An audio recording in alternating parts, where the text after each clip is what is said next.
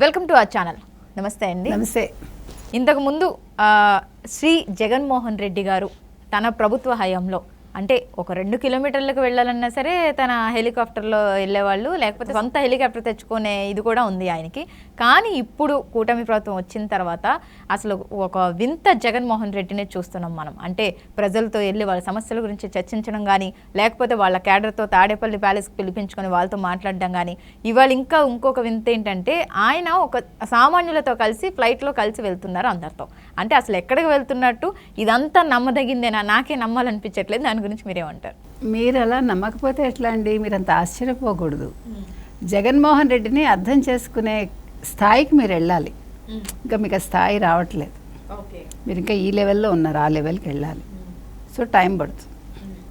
ఎందుకంటే మీరు మర్చిపోయారు ఒక విషయం.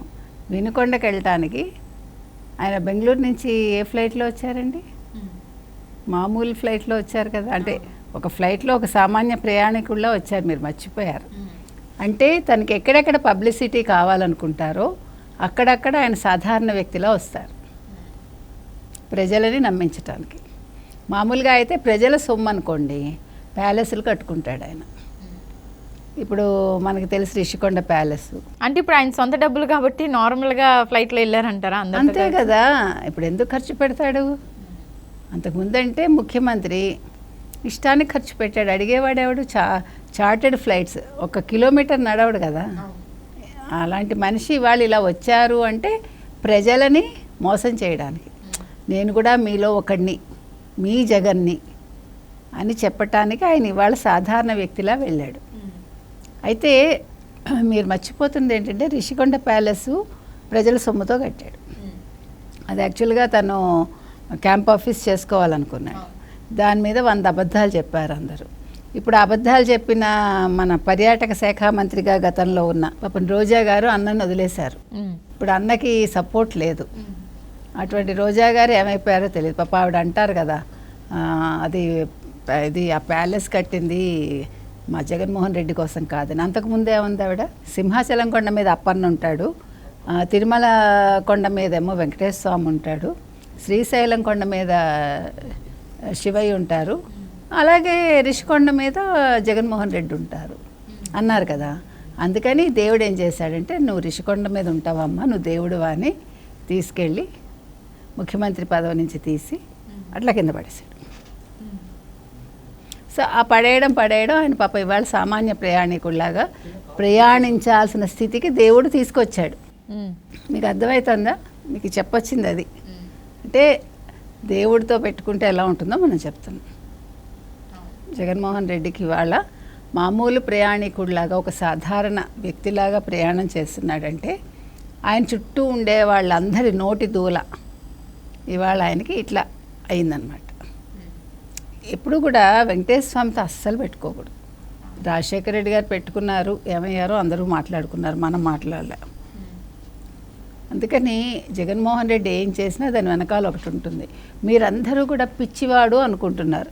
మొన్ననే ఒక వీడియో కూడా చేసాం. జగన్మోహన్ రెడ్డి పిచ్చాడు కాదు, పిచ్చాడు అనుకుని మీరు పిచ్చివాళ్ళు అవ్వకండి, ఆయన భ్రమలో పెడతాడని నాటకాలు ఆడతాడు.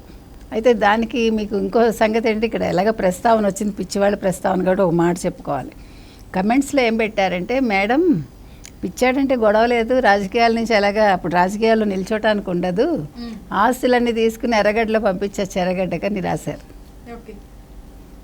అంటే ప్రజలు ఎంత ఆలోచిస్తున్నారో అంత తెలివిగా ఉన్నారో మనం చెప్తున్నాం. కాబట్టి జగన్మోహన్ రెడ్డిని ఎప్పుడు తక్కువ అంచనా వేయకండి. నేను చెప్పొచ్చేది అది.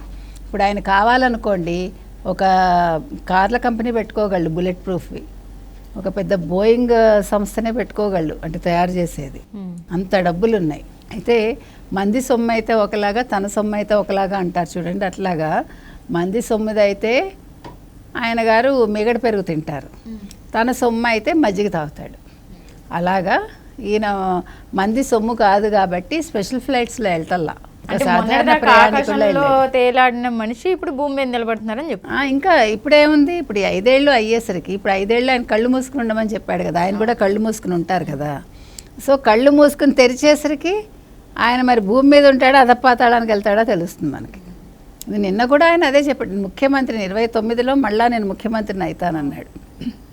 అంటే కలలో అవుతాడమ్మా, 5 ఏళ్ళు కళ్ళు మూసుకుని అంటే ఉండమన్నాడు. జగన్మోహన్ రెడ్డి కాకుండా మిగతా వైకపా నేతలు కూడా అదే చెప్తున్నారు, చాలా గట్టిగా చెప్తున్నారు 29లో ఖచ్చితంగా మళ్ళీ మా ప్రభుత్వమే వస్తుంది, జగన్మోహన్ రెడ్డి గారే సీఎం అవుతారు అని. అదే కలలు కనమనండి, కళ్ళు మూసుకుని నిద్రపోమన్నాడు కదా. అందుకని నిద్రలో కళలు వస్తున్నాయి వాళ్ళకి, ఆయనే మళ్ళీ ముఖ్యమంత్రి అని. కాబట్టి ఆ కళల్లో ఉండమనండి. ఈలోగా ఆయన దగ్గర పనిచేసిన మంత్రులుగా పనిచేసిన వాళ్ళందరూ రాసలీలలో మునిగి తేలుతున్నారు. కాబట్టి జగన్మోహన్ రెడ్డి ఏమనాలి, చాలా నటన చాతుర్యం ఉంది ఆయన దగ్గర. యాక్చువల్గా ఎవరో అన్నారు ఆస్కార్ అవార్డు ఇవ్వాలి జగన్మోహన్ రెడ్డికి నటనలో అని. కాబట్టి ఒక సినిమా తీసినా కూడా యాక్ట్ చేస్తే బాగా హిట్ అవుతుందమ్మా సినిమా. ఏ రకంగా చూసుకున్నానండి, జగన్మోహన్ రెడ్డిని మాత్రం మీరు ఆయన చేష్టల్ని నమ్మకండి. ఆయన ఇవాళ ఇలా చేశాడంటే దాని వెనకాల ఏదో ఉంటుంది, అంటే పెద్ద స్కెచ్ ఉంటుంది. కానీ మీరు అన్నట్టు అది ప్రజలకు అర్థమయ్యే కదా ఈసారి ఎన్నికల్లో ఓడించారనుకోవచ్చు కదా. అదే చెప్తున్నాను నేను, ప్రజలకు అర్థమైపోయింది, వాళ్ళేం తెలివి తక్కువ వాళ్ళు కాదు. ఈ 39.3% ప్రజలు కూడా నెక్స్ట్ ఎలక్షన్స్కి ఇది అర్థం చేసుకోండి అని చెప్తున్నాం.